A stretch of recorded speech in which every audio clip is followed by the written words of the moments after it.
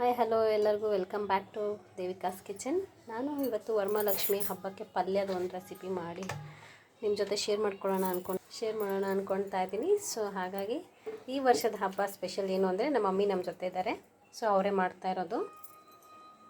ನನಗೆ ಹೋಳ್ಗೆ ಮಾಡೋಕ್ಕೆ ಬರಲ್ಲ. ಇವತ್ತು ನಮ್ಮ ಮಮ್ಮಿನೇ ಹೋಳ್ಗೆ ಸಾಂಬಾರೆಲ್ಲ ಅವರೇ ಮಾಡಿರೋದು.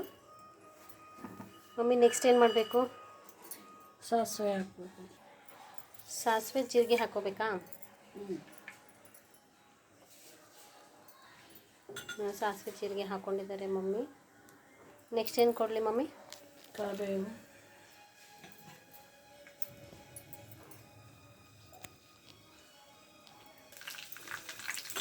ಹಾಕ್ಕೊಂಡಿದ್ದೀವಿ.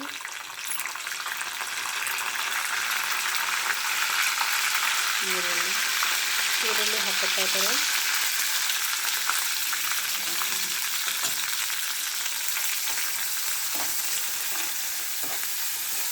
ನೋಡಿ, ಆ ಕಡೆ ಮಮ್ಮಿ ನುಗ್ಗೆಕಾಯಿ ಮತ್ತು ಬದನೆಕಾಯಿನ ಯೂಸ್ ಮಾಡಿಕೊಂಡು ಸಾಂಬಾರು ಮಾಡಿದ್ದಾರೆ. ಸೊ ಅದನ್ನು ಕುದೀತಾ ಇದೆ.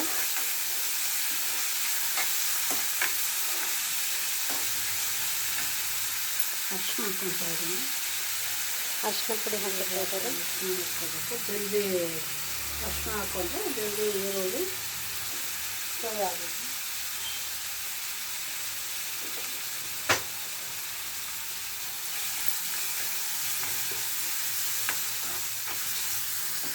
ಟೊಮೊಟೊ ಹಾಕ್ಕೋಬೇಕು. ಟೊಮೊಟೊ ಹಾಕ್ಕೊತಾ ಇದ್ದಾರೆ. 2 ಟೊಮೊಟೊ ತೊಗೊಂಡಿದ್ದೀವಿ ಮಮ್ಮಿ.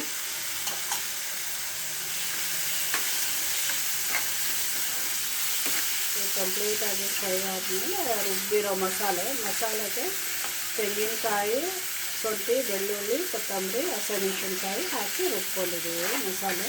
ಇವಾಗ ಮಮ್ಮಿ ಹೇಳಿದ್ರಲ್ಲ, ತೆಂಗಿನಕಾಯಿ, ಹಸಿಮೆಣಸಿನ್ಕಾಯಿ, ಕೊತ್ತಂಬರಿ, ಶುಂಠಿ, ಬೆಳ್ಳುಳ್ಳಿ ಇಷ್ಟನ್ನು ಹಾಕ್ಕೊಂಡು ಈ ಥರ ಸ್ವಲ್ಪ ರಫಾಗಿ ಮಾಡ್ಕೊಂಡಿದ್ದಾರೆ.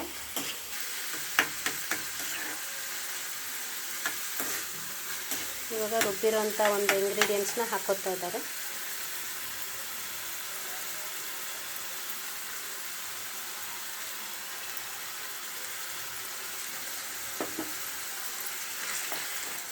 ಇದನ್ನು ಹಸಿ ವಾಸನೆ ಹೋಗೋವರೆಗೂ ಫ್ರೈ ಮಾಡ್ಕೋಬೇಕಂತೆ.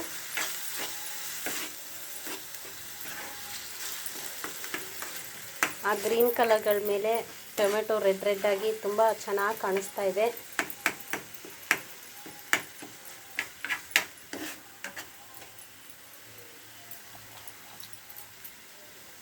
ಆಮೇಲೆ ಬ್ರಿಂಜಾಲ್ ಹಾಕ್ಕೊಬೇಕು.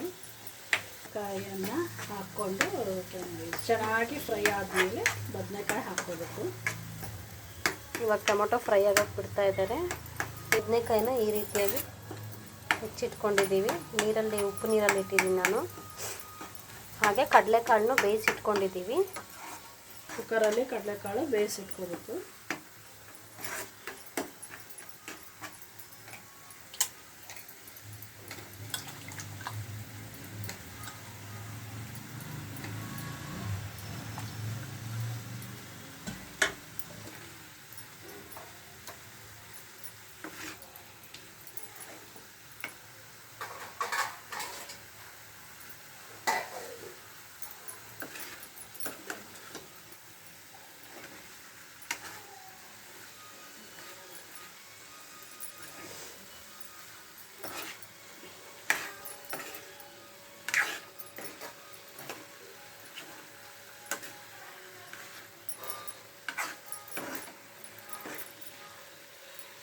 ಕಡಲೆಕಾಳನ್ನ ಟ್ರಾನ್ಸ್ಫರ್ ಮಾಡ್ಕೊತಾ ಇದ್ದೀನಿ.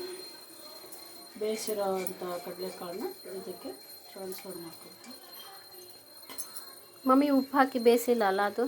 ಇಲ್ಲ, ಉಪ್ಪು ಈಗ ಹಾಕ್ತೀನಿ. ರುಚಿಗೆ ಎಷ್ಟಕ್ಕಷ್ಟು ಒಂದೇ ಸಾರಿ ಬದನೆಕಾಯಿ ಕಡಲೆಕಾಳದು ಹಿಡಿಯೋಷ್ಟು ಉಪ್ಪು ಹಾಕ್ಕೋಬೇಕು.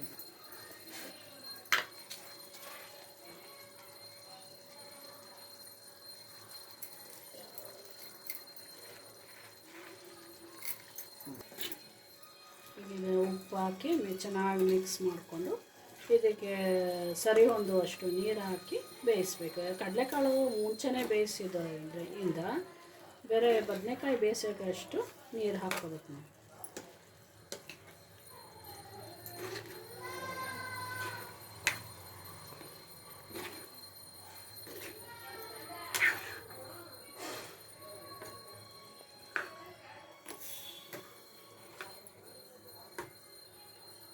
ಮಮ್ಮಿ ಏನದು ನೀರು?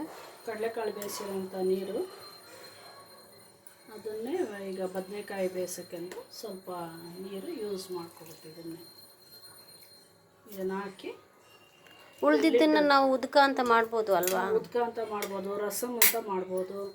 ಈ ಕಾಳು ನೀರನ್ನ ಯೂಸ್ ಮಾಡ್ಕೋಬೋದು, ರಸಮ್ ಅಂತ, ಉದ್ಕ ಅಂತ. ಈಗ ಲಿಡ್ ಕ್ಲೋಸ್ ಮಾಡಿ ಇದನ್ನು ಬೇಯಕ್ಕೆ ಬಿಡೋಣ ಒಂದು 10 ನಿಮಿಷ 15 ನಿಮಿಷ. ಲಿಡ್ ಮಾಡಿ 15 ನಿಮಿಷ, ಒಂದು 15-20 ನಿಮಿಷ ಬೇಯಕ್ಕೆ ಬಿಡಬೇಕು. ಸಾಂಬಾರ್ ಪುಡಿ ಹಾಕೋದು ಮರ್ತ್ಬಿಟ್ಟಿದ್ದಾರೆ, ಇವಾಗ ಹಾಕ್ತಾ ಸಾಂಬಾರ್ ಪುಡಿ ಒಂದು ಯೂಸ್ ಮಮ್ಮಿ ಸ್ಪೂನ್ ತೋರಿಸಿ. ಚಿಕ್ಕದು ಸ್ಪೂನು ಸಾಂಬಾರ್ ಪುಡಿ ಯೂಸ್ ಮಾಡ್ಕೊಂಡಿದ್ದೀನಿ. ಇದನ್ನು 15 ಮಿನಿಟ್ಸ್ ಬೇಯಕ್ಕೆ ಬಿಡಬೇಕು. ಮಮ್ಮಿ ಆಗಿದೆಯಾ? ಈಗ ಆಗಿದೆ. ಈಗ ಅದಾವೆ ನೋಡಿ.